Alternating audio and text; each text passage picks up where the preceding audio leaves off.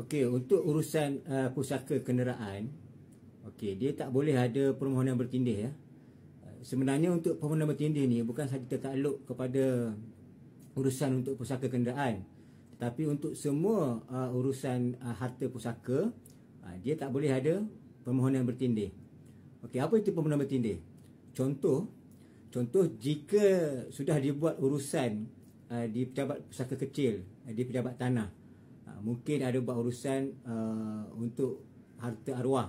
Contohnya jika arwah tu ada rumah, lepas tu ada tanah, dan juga aset-aset yang lain, dan sekiranya urusan itu dibuat di pejabat pusaka kecil, maka untuk buat urusan lain ataupun untuk buat urusan pusaka yang lain di pejabat lain tak boleh. Okey, contoh dia macam ni dah masuk dekat pusaka kecil tapi tertinggal nak buat urusan kereta. Maksudnya dah selesai buat dekat pejabat pusaka kecil tu, maksudnya untuk rumah dia, untuk tanah dan untuk lain-lain hal, ataupun dah masuk kereta tapi tertinggal satu biji kereta lagi, ataupun baru tahu yang arwah ni pernah jual pada seseorang dan seseorang tu baru beritahu yang kereta tu atas nama arwah.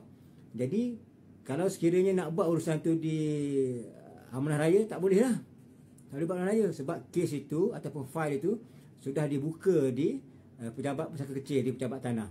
Sama juga jika fail itu sudah dibuka di Mahkamah Tinggi, maka untuk buat urusan di pejabat pusaka kecil dan amanah raya pun tak boleh, melainkan permohonan di Mahkamah Tinggi itu dibatalkan. Maksudnya siapa yang buat permohonan tu, dia pergi mohon dekat Mahkamah Tinggi untuk membatalkan permohonan tersebut, ataupun mana-mana waris yang buat permohonan urusan pusaka di pejabat pusaka kecil sebelum ini, dia perlu pergi ke pejabat pusaka kecil tu untuk membatalkan permohonan tersebut. Barulah contohnya saya boleh buka fail itu di amanah raya. Itu dia punya syarat dia. Ataupun sama juga dekat amanah raya, jika dah pernah buka di amanah raya, jadi tak boleh buka dekat tempat lain. Maksudnya jika fail tu dah buka di amanah raya, jadi waris yang lain tak boleh nak buka fail tu di pejabat pusaka kecil ataupun di Mahkamah Tinggi. Jadi fail tu kena sama dekat amanah raya juga untuk apa nama ni, atas individu arwah tu. Jadi siapa yang memohon buka fail tu, dia jugalah orang yang bertanggungjawab untuk memohon nak batalkan fail itu. Itu dia punya syarat dia. Contoh jika dah pernah buat di apa ni, pejabat pusaka kecil, saya ulang lagi sekali, bila dah buka fail tu di pejabat pusaka kecil, pejabat tanah, tiba-tiba ada lagi yang tercicir, yang tertinggal. Contohnya dah buat dah yang lain, tiba-tiba tertinggal motosikal sebiji ni. Jadi untuk motosikal ni, dia perlu masuk balik dalam fail dekat pejabat pusaka kecil, pejabat tanah tu. Dia boleh isi borang penambahan aset kat situ. Jadi dia akan masuk dan akan diuruskan berdasarkan pada fail yang sebelum ni lah. Jadi tak perlu buat permohonan yang baru. Tapi sekiranya nak minta saya juga uruskan, maknanya nak buat urusan di amanah raya, jadi pemohon yang memohon untuk yang buka fail di pejabat pusaka kecil sebelum ini perlu buat permohonan membatalkan permohonan tersebut.